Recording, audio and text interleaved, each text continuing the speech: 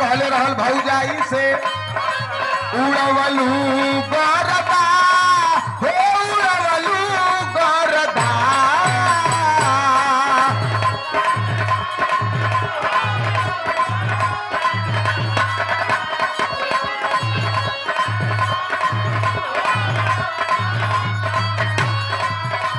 उड़वलू गरदा हो उड़वलू गरदा रखलू जवानी में भाऊजी कमल मरदा रखलू जवानी में भाऊजी कमल।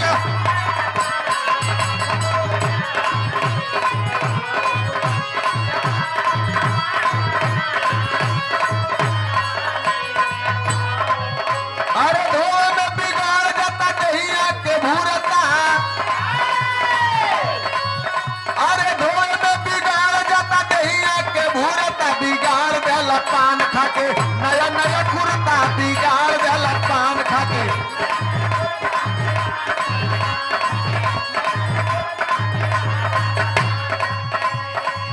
लेकिन जब हर इलाहाबाद हो रही यही बात तो हर गवाला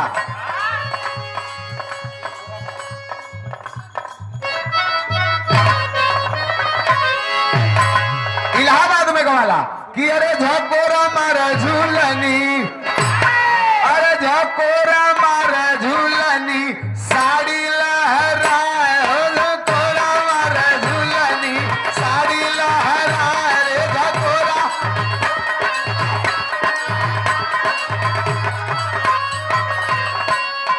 लेकिन यही हमरे राम कैलाश दत्ता ऊ गाँव है टंगिया में टंगिया फसावली नरे नदी भौजैया टंगिया में टंगिया फसावली नरे नदी भौ।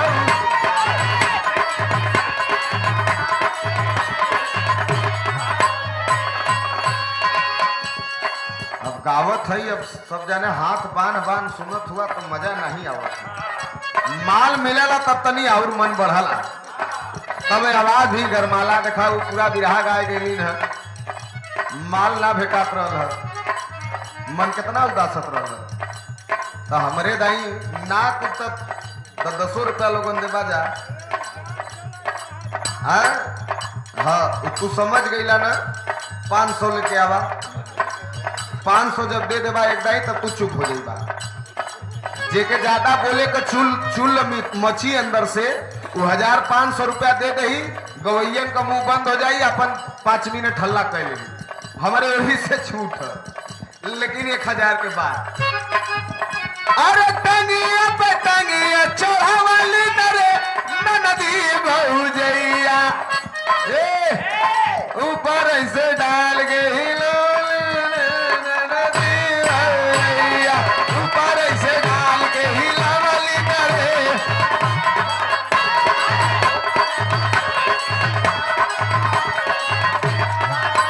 अरे ऊपर से डाल के हिलावली नरे नदी भौजैया कमाल सफेद गिरवली नरे नदी भौजैया।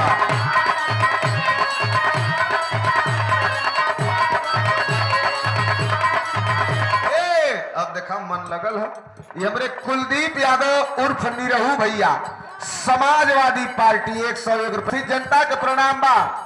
लेकिन यही के 23 से बदल के पूर्वांचल में भी गवाला से भी है चीजिया मतलब हुआ हो हम मतलब भी बताई का। अरे टंगिया पे टंगिया चढ़ावली मिलल छेद से छेद ऊपर से नाई के हिलवली ऊपर से नाई के हिलवली निकल लमाल सफेद ऊपर से नाई के हिलवली निकल लमाल सफेद।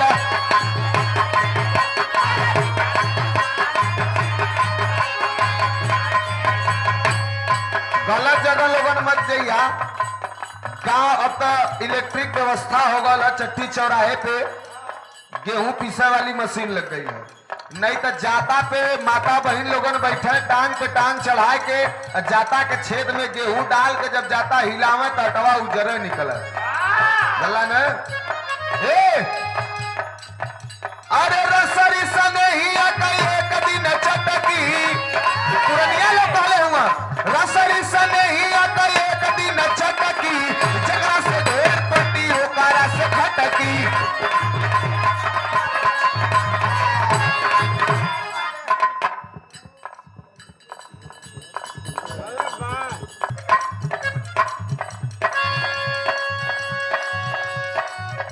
अरे रसरी सने ही एक दिन चटकी, रसरी सने ही एक दिन चटकी, जकरा से ढेर पटी ओकरा से खटकी।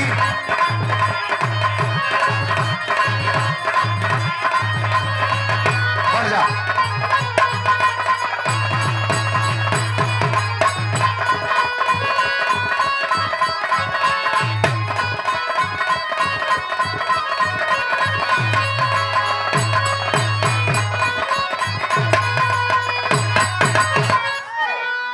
आइए एक बिरहा आप लोग